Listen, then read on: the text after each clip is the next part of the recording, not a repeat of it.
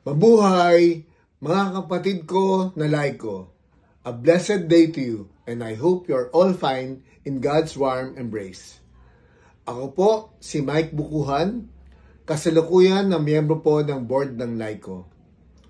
Nagagalak po ako na maglingkod sa inyo, sa ating inang simbahan at sa Panginoon sa abot po ng aking mga kaya.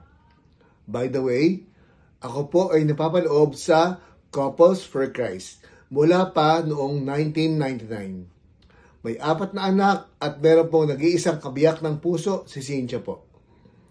Tara po, sama-sama po tayong maglingkod at bigyan natin pag-asa ang bawat isa.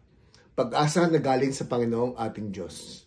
Sakto po ang theme ng LICO Convention ngayon. Empowered Laity as Pilgrims of Hope. Salamat po and God bless you.